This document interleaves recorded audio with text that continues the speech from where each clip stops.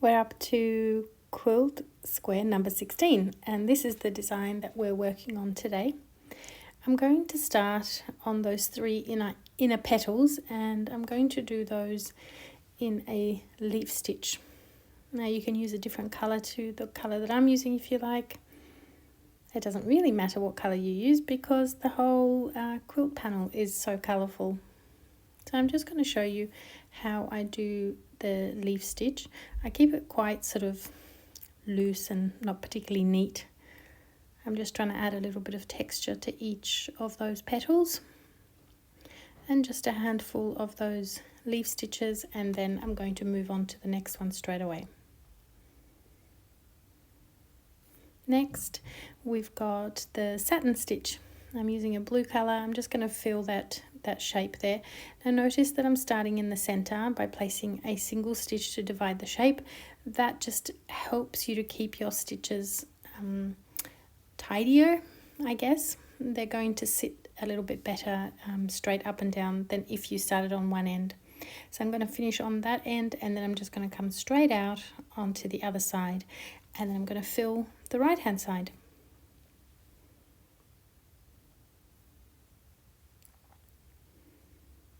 Okay, and now I'm just going to stab that in, and while I'm already there, while I've already got that blue thread on my needle, I'm just going to come straight down here and add 3 single stitches.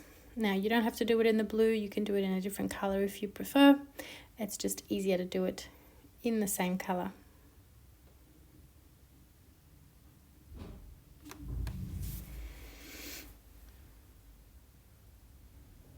And next I'm just going to add 3 single stitches over the top of that white fly stitch that we did originally. And the reason I'm starting on the right hand side and going from the right to the middle to the left is because as soon as I've done that, I'm going to bring my needle up on those scallop shapes, and I'm going to start the lazy daisies because I've already got that color, so it's just much easier to just continue.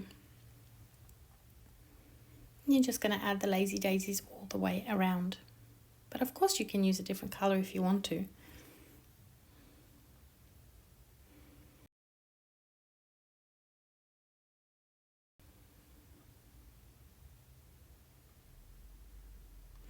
Then I'm just going to add 3 purple French knots, and as you might have guessed, I'm going to use that same purple color to outline the scallop outline. So that's why I'm just going to lay down those 3 French knots, and then as soon as I do the third one, I'm just going to come straight out on that purple outline, and I'm going to begin there. So there's just no need to finish off the thread on the back. There we go. Now we're going to outline that, and I'm just going to use a simple back stitch.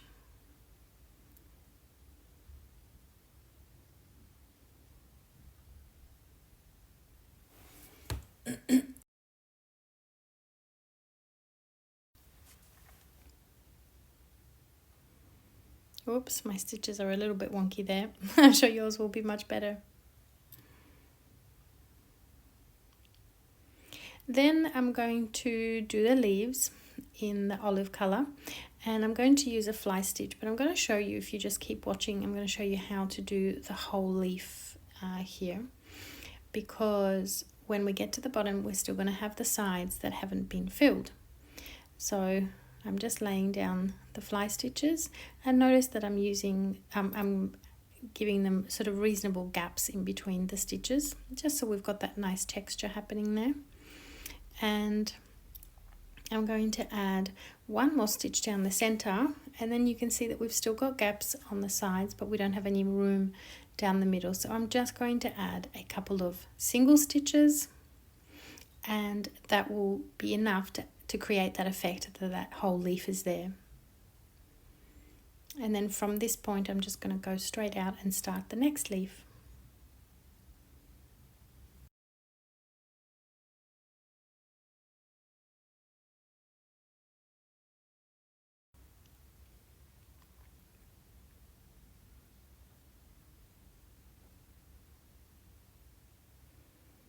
Next, we're going to do those little, what would you call them? Those little mini stems. And again, I'm just doing those in a back stitch.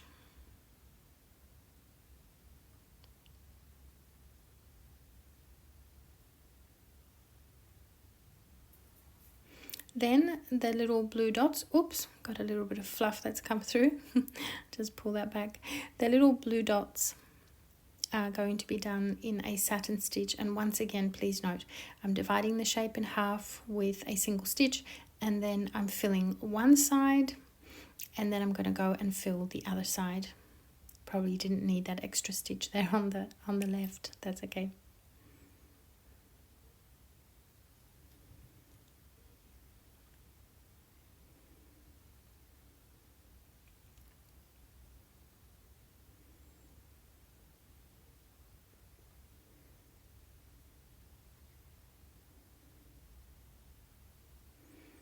Next, we're going to outline the big red heart, and I've decided to just use a stem stitch as the outline because I like the texture. I think it's a nice sort of thick and chunky stitch.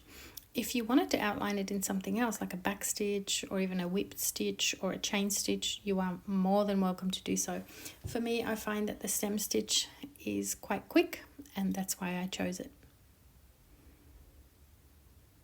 Once again, I'm finding shortcuts. So here I've finished the stem stitch, and then what I'm going to do is I'm going to flip my embroidery over to the back, and I'm just going to wind my thread around the back just so I can bring it closer to where the running stitch begins, and it starts here. So now I'm ready, and I can just continue on with the red thread without having to finish it off and then restart it again.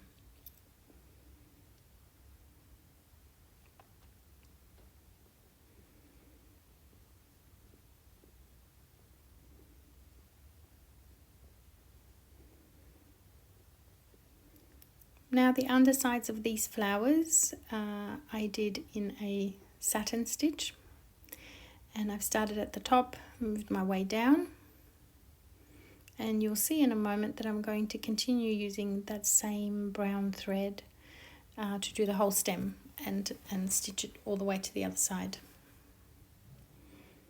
So just fill that underside of the flower with a satin stitch.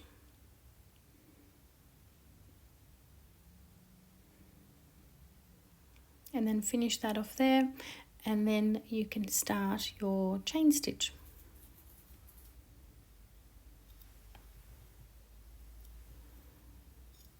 So I do my chain stitch this way. There is another way of doing it which is kind of similar to the way that we laid down the lazy daisies.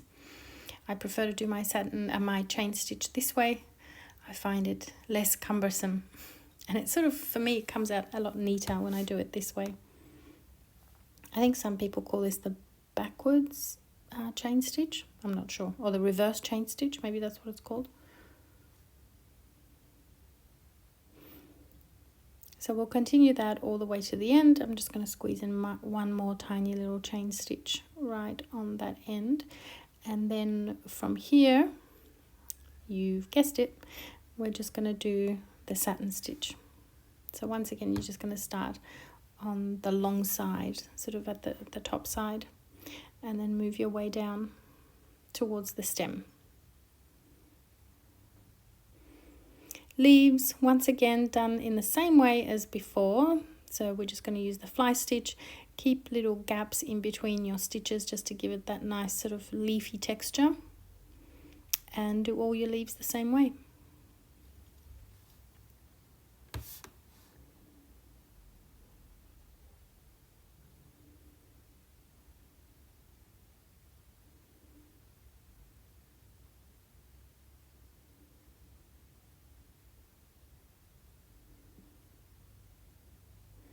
Now these flowers, I decided to outline them in a back stitch.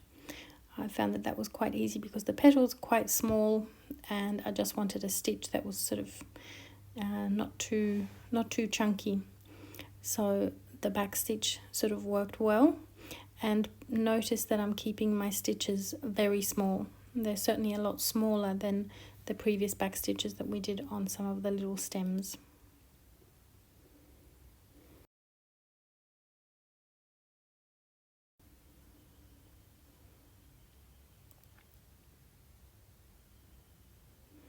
Now these little stems, again, they're done in exactly the same way, a back stitch, and over here I could fit 4 stitches along each of the little stems.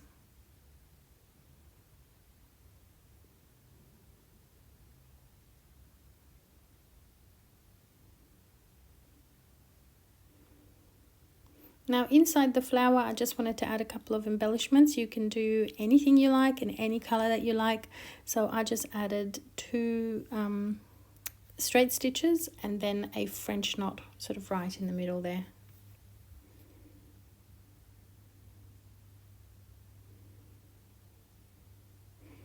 And finally, exactly the same way as before, we're just going to fill those little blue circles. I'm going to say it's pollen. With a satin stitch.